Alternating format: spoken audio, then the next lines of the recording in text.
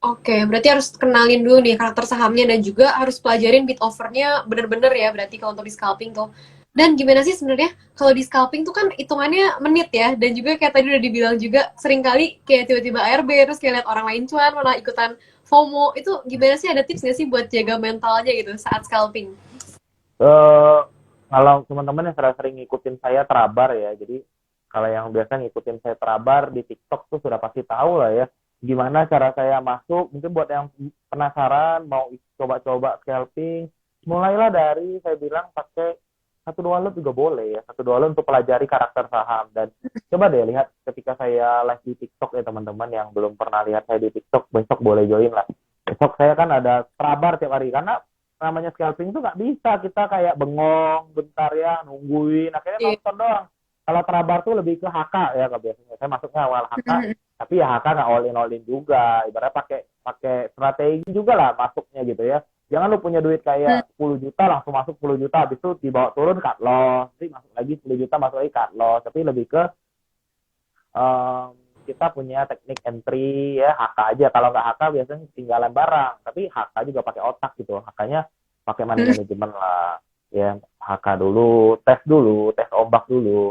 Kalau udah turun baru kita masuk lagi dengan porsi yang lebih bagus kayak gitu sih. Sebenarnya kalau scalping untuk pemula ya. Tapi kalau udah biasa mah all in nggak masalah. Tapi kalau untuk pemula saya bilang ya coba lah Dikit-dikit. datang. Iya, coba coba mampir dulu lah di TikTok. Jangan kalau Anda mampir di TikTok saya sekali hakah 10.000 lot, pasti ARB barangnya.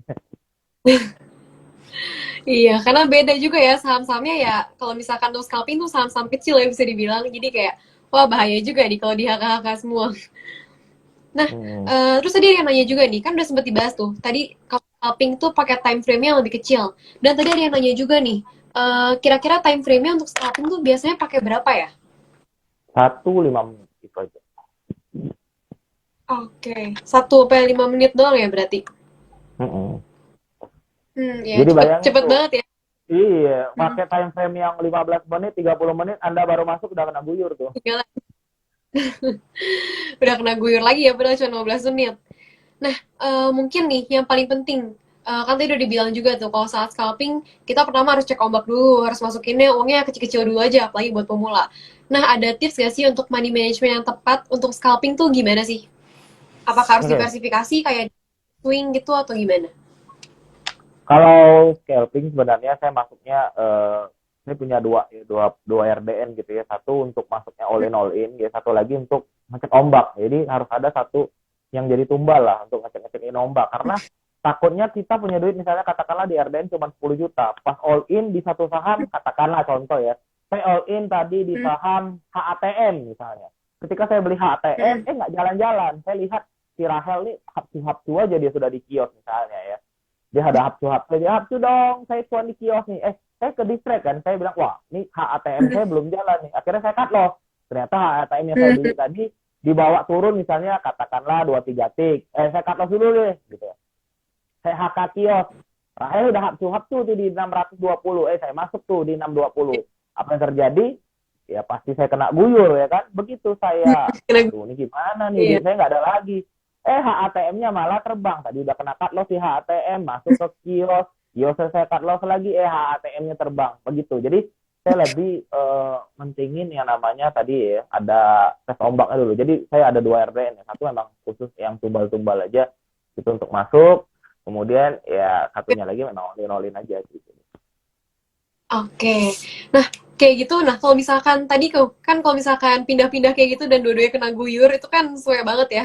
Sebenarnya gimana sih kalau dalam scalping ada nggak sih kayak tanda-tanda apakah sahamnya ini kira-kira bakalan ARB gitu kan? Kalau misalkan kalau dari swing atau investing kan kelihatan tuh misalkan dia patah tren atau apa. Dan kalau misalkan di scalping ada nggak sih kayak bisa kita lihat gitu supaya nggak Oke, kena guyur kayak tadi. Kalau di scalping kan kita ada, kalau saya sih kita belajar ada namanya pola serangan, mana pola buangan. Sebenarnya di situ ya kita bisa lihat. Hmm. Cuman saya nggak bisa share di sini bagaimana pola buangan seperti itu. Kapan bandarnya, bandar masih punya barang nih. Misalnya kayak di kios, bandarnya masih punya barang di 530. Gimana cara lihatnya? Bandar ternyata sudah keluar nih dibaca. Tadi di level 170 misalnya. Gimana lihatnya saya mungkin nggak bisa kasih tahu di sini. Cuman semuanya bisa dilihat dengan mata ya di sini kelihatan semuanya. Itu yang kunci paling penting saya bilang, pola buangan, kapan pola nih mau jalan nih barangnya nih, pola serangan gitu. Jadi itu yang harus tahu. Oke, nah mungkin buat teman-teman semua kalau misalnya ada yang mau nanya-nanya boleh banget ya langsung aja drop di kolom komentar. Nah sekalian ini ada yang nanya juga nih kok tadi. Kalau udah nyangkut 50% meningkat loss atau tunggu ya? Thank you. Ya, Gimana? Ini tergantung. boleh dikasih. Nyangkut 50%-nya itu di satu saham atau secara aset value gitu ya. Misalnya punya aset value 10 Hmm, juta, sahamnya ada 10 biji, ternyata 10-10-nya kalau dikalkulasikan minusnya 50% atau gimana tuh, atau satu saham di minusnya 50%, tergantung ya. Jadi kalau oke. jawabannya itu adalah 50% dari satu biji saham, porsinya, Hmm, pertanyaannya porsinya gimana di satu portofolio itu. Kalau porsinya all in, wah itu hmm. berat sekali ya. Bahaya. Kalau mau di cut loss Hmm, berat banget ya, nggak di cut loss nggak ada duit ya. Solusi yang pertama adalah cut loss uh, paro, itu solusi pertama. Maksudnya kalau ada nggak ada duit mau beli lagi tapi sudah lossnya banyak, mau di cut loss semua sayang ya cut loss paro gitu ya. Kalau ada duit ya hmm. buka aja di RDN baru lagi ya kan, buka RDN baru lagi, yang itu biarin aja lah. Dan juga kalau dengan market seperti ini ya harus hati-hati, porsinya dikecilin. Biasa trading 10 juta ya coba aja trading 1-2 juta aja dulu, dikecilin porsinya lagi kayak gitu kalau saya. Oke, berarti bisa coba cut loss bagian dulu ya, dan juga kalau misalkan ada duit ya, coba buka di RDN Kalau baru supaya nggak pusing udah minus lima puluh daripada di persen average itu. down ya, daripada di average down ya, Hmm, walaupun ada duit misalnya, hmm, daripada di average down ya 50% itu yang penting move on ke RDN baru. Atau kenapa harus RDN baru, karena kalau lihat lagi tuh saham nyangkut ya, psikologi kita iya. tetap terganggu. Waduh, ini Sakit. rasi saya nyangkut nih, kebab saya nyangkut nih, aduh mau di cut loss sudah ARB terus, nah kayak gitu tuh. Jadi lebih penting, Hmm. lebih bagus dimasukin ke RDN baru supaya nggak ganggu psikologi. Psikologinya ya. Hmm. Hmm. Nah, mungkin ada yang nanya nih, kan tadi udah sempat dibilangin juga untuk belajar, tapi pola serangan, pola buangan, itu kira-kira belajar di mana sih? Karena dia nanya juga nih, tempat belajarnya tuh di mana? Oke, oke. Yang bahas kayak gitu. Buat teman-teman yang mau nanya ya, silakan follow IG saya juga ya. Jadi di kita kan ada namanya Billionaire Scalper Academy. Ini sambilan izin ya, hal yang Hmm. saya kasih info. Dan kelas itu saya nggak buka terus ya, cuman buka paling 1 bulan sekali atau lagi pas ada ya. Jadi ini Sabtu Hmm. ya, Sabtu ini tanggal 15 Oktober kita akan kelas Scalper Academy batch keempat.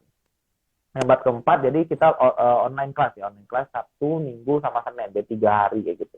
Jadi di Scalper Academy, kenapa saya nggak bisa share, bukannya saya pelit ilmu, karena bahaya banget. Kalau ilmu ini diketahui sama para bandar ya, diketahui oleh market maker, mereka akan ganti cara lagi gitu. Ganti cara lagi, Iya. kalau terlalu banyak retail yang tahu caranya, ini bukan sesuatu rahasia lagi gitu. Bukan lagi jadi Hmm. satu senjata untuk scalpingan. Semua orang sudah tahu Hmm, caranya. iya Oh ini betul. sudah buangan nih, ini sudah, wah ini mau jalan nih, hakka bareng-bareng gitu. Jadi kalau semua orang punya Iya. pemikiran yang banyak yang sama, retail-retail pada tahu, ilmunya gratisan, lebih bahaya lagi gitu. Karena pasti lebih Iya. rawan dibanting sama bandar gitu. Sama kayak teknikal lah, semua orang Hmm. tahu support yang sama, ibaratnya gitu ya. Semua orang mempelajari teknikal dengan ilmu yang sama, supportnya angkanya yang sama. Begitu jebol kayak WIRG, semua orang sudah tahu angka supportnya ada 500, begitu jebol 500 ya udah semua orang rame-rame cut loss. Kalau semua orang rame-rame cut loss ya Iya. udah patah tren dan jadi down trend kayak gitu. Sama juga Hmm. kalau scalping, semua orang sudah tahu pola buangan, sama-sama semua dibuang, yang buang 10.000 semua ARB lah sahamnya ya kan. Jadi seperti Hmm. itu Iya. Jadi di bukannya pelit ilmu scalper, ya, karena emang kalau misalkan di-share dan terlalu banyak orang yang tahu. Nah, bahaya banget. mungkin next ini ada yang ini nih, ada yang nanya juga. Kalau misalkan sekarang kan kondisi ekonominya lagi kurang oke, dan juga apalagi kalau di saham, IHSG sendiri tuh udah masukin ke fase downtrend.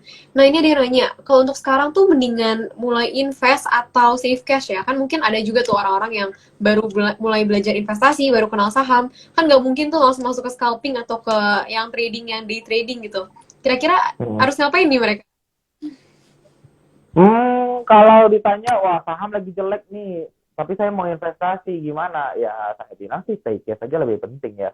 Kalau mau mulai investasi boleh lah, pakai 10% aja. Dan nanti kalau punya duit, sekarang 10 juta, ya pakai aja 1 juta dulu untuk belajar-belajar investasi. Mau beli BBRI kayak, mau beli BBVA kayak, nggak cukup ya beli BCA, bisa nggak sih? Bisa ya, cukup ya. Mau nabung saham, boleh. Jadi boleh aja. Mau pakai metode nabung saham untuk mempersiapkan window dressing gitu ya, tinggal 2 bulan lagi juga mau window dressing. mau coba investasi atau mau coba reksadana, obligasi mah bebas lah kalau saya ya. Tapi yang paling penting Hmm. mempelajari dinamika market tuh lebih bagus ya. Jadi kalau saya kan sudah melewati investasi udah, belajar fundamental udah, ya belajar value investing udah, belajar swing trading juga udah. Jadi menurut saya harus dicoba semuanya. Walaupun kata, aduh saya nggak bisa trading lah, waktu nggak ada. Saya bilang sih coba aja. Kita belum tahu Ya, kemampuan diri kita kalau kita nggak coba gitu. Scalping juga nggak harus betul. pagi sampai sore kok ya. Kita ada prime time jam Iya, 9 sampai jam 10 gitu, jam rame-ramenya aja. Nggak harus pagi sampai sore gitu di depan komputer bagi yang kerja atau kuliah iya. Iya. gitu kan ya. Jadi semuanya boleh Mm-mm. coba aja untuk belajar. Kita belum tahu kemampuan kita kalau kita tidak pernah mencoba. Jadi coba aja biar tahu biaya investasinya atau stylenya kita gitu. Iya, dan lagi kalau misalkan mau belajar juga emang kita harus biasanya taruh duit dulu dikit gitu ya supaya makin semangat belajarnya dan jadi lebih cepat ngerti Betul. juga. Nah, mungkin sekali lagi nih karena tadi udah dibahas dikit juga tuh tadi nyerempet-nyerempet soal window dressing. Nah, kira-kira emang masih bakalan terjadi window dressing ya tahun ini atau terlalu ekonominya terlalu jelek untuk ada window dressing di akhir tahun? Kalau saya ada atau tidaknya window dressing sih nggak penting ya. Adanya window dressing kalau sahamnya kita nggak punya juga nggak guna sih sebenarnya. Katakanlah window Ih, dressing di kategori apa bank-bank mini misalnya. Ya kalau kita nggak punya sahamnya hmm, juga nggak guna ya kan ya. Jadi ada atau tidaknya iya, window dressing itu tidak mempengaruhi portofolio saya pribadi. Tapi kalau buat teman-teman jangan dipusingin lah. Mau window dressing kek, mau Januari efek kek, mau ada Halloween hmm, efek kek ya di Oktober mah bodo amat lah. Yang penting apa?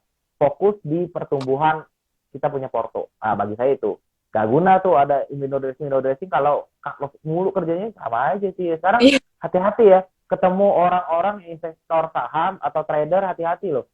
Jangan sembarang DM ya. Mereka lagi sensitif nih. Sekarang lagi banyak cut loss pasti ya. Jadi kadang-kadang ngobrol dikit ada aja senggol bacok nih. Saya bingung juga nih kalau ketemu orang-orang ya. Saya dikit-dikit kalau ngomong itu mau marah aja bawaannya ya. Kalau hmm, ini di fase-fase lagi banyak cut loss nih. Jadi kalau dikit-dikit marah, iya. mending teman-teman ini deh kontak Rehel aja deh. Ya. Jadi atau follow follow cari cuan deh biar biar lihat yang fresh fresh terus karena kalau lihat yang market merah-merah terus cut loss terus marah-marah aja bawaan nih gitu. Malah ikutan bete ya orang-orang sekarang Iya. gara-gara kalau Kak Ben sendiri gimana nih? Lagi banyak cut loss nggak? Saya sih update terus ya porto saya tiap hari ya puji Tuhan alhamdulillah ya. Masih aman ya? Semuanya tetap ya ada cut loss tetap ada cut loss kayak tadi hari ini ya dari 9 trade 2 loss masih aman lah ya saya bilang ya masih ya Hmm, oke lah masih standar ya. iya. Oke, kalau gitu thank you so much ya kok hari ini udah mau ngobrol-ngobrol dan sorry juga deh tadi banyak banget gangguan jadi mulainya juga sampai telat Siap, banget. siap, Oke aman. lagi so much udah sharing banyak banget nih soal scalping dan juga soal kondisi market saat ini.